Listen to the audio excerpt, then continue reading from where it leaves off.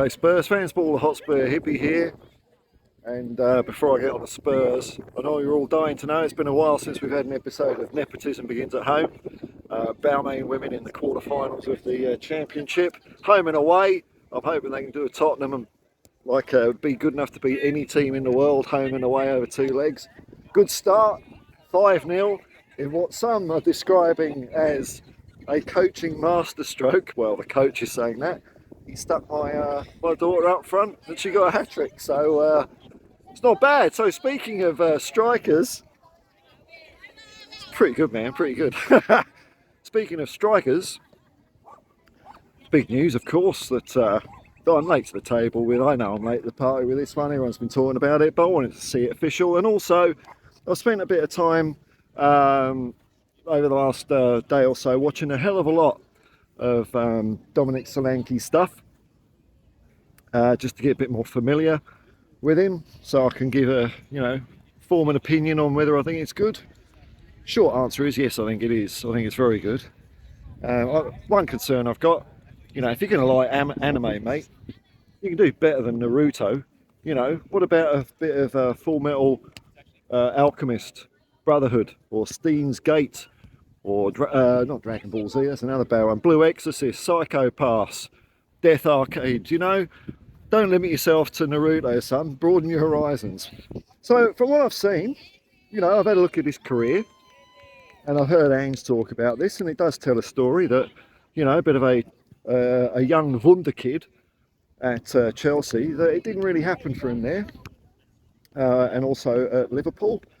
Started picking up a little bit of Vitesse, and so he's come through the hard way.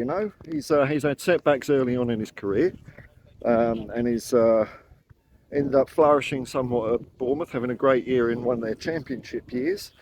And then also last year, when Areola started playing a bit more of an attacking style of football, got 20 odd goals last season, 19 in the Premier League.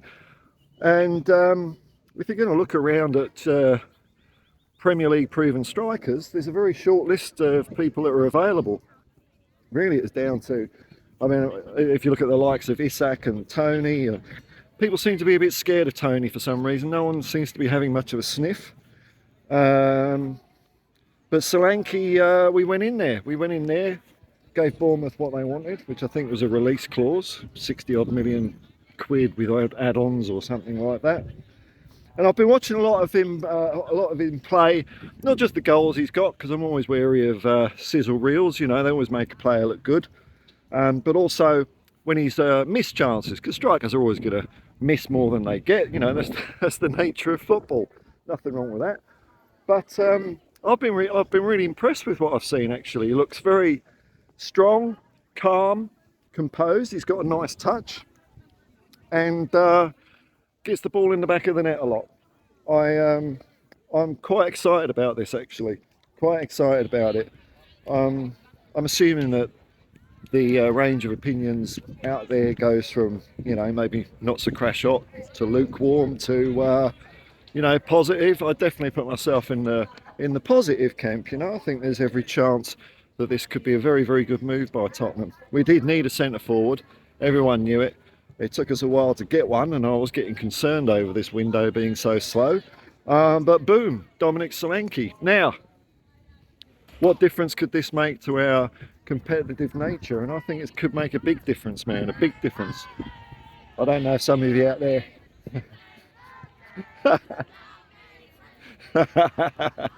Brilliant.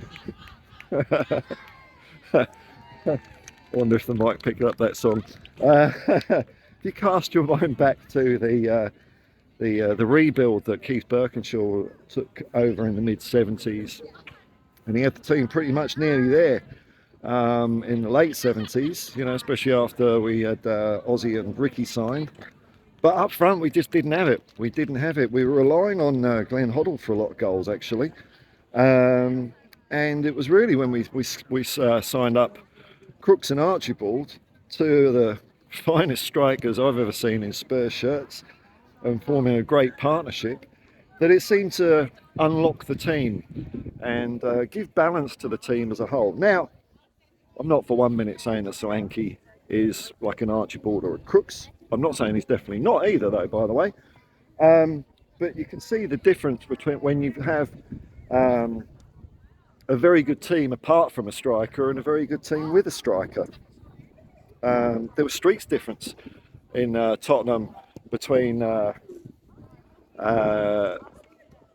sorry, I just got distracted. Just got a text from Steve Perryman. What's he doing up so early? More on Steve a bit later, actually. The difference between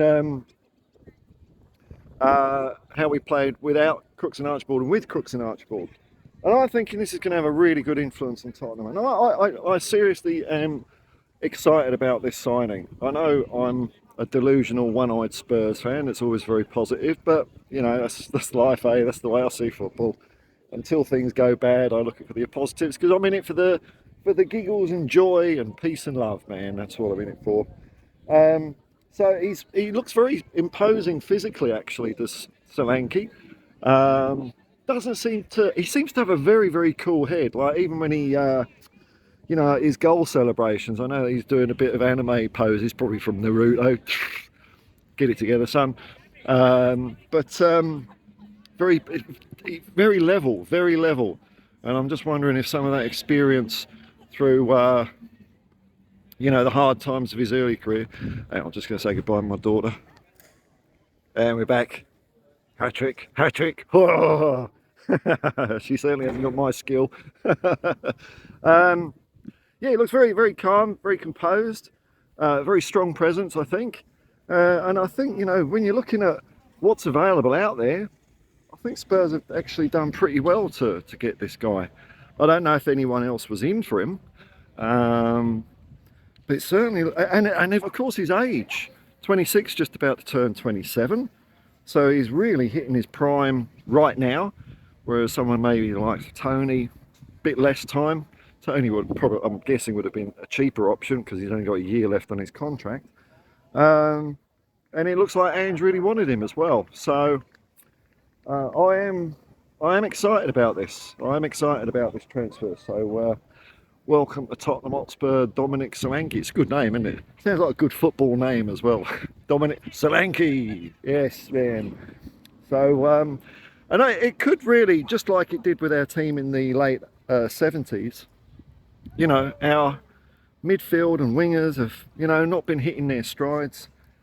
And now that you've got a target man for them to aim at or play into space for, it really might lift a lot of people's games. You know, that's what can happen. It's all well and good being a creative player, but you know, if the only outlet for your creative player is perhaps, you know, trying to shoot yourself instead of spotting a runner, it's going to curtail it a bit, isn't it? So it's definitely filled in a gap. You know, Richarlison did show flashes of being a good number 9.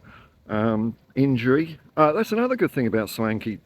Very healthy. Hasn't had major setbacks with injuries. So probably give it 3 months and he'll do his hamstring. That's usually what happens when you join one of Ange's teams. But I am very positive about this. So well done to people at Tottenham. I've been giving them a hard time. Not that they give a shit because no one watches this, but I think it's a bit of a statement purchase. I'm pretty happy with it. Whether other people are or not, I don't care. I think the quad is definitely on.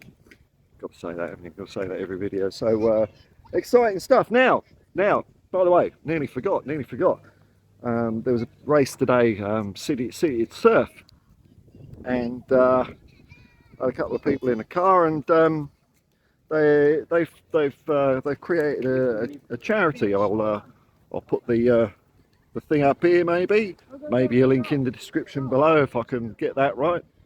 And it's to do with cancer diagnosis. Now, you know, when you get to my age, early 50s, soon to be mid 50s, I've been lucky enough not to personally experience cancer, but I've had so many friends and family go through it. It's incredible.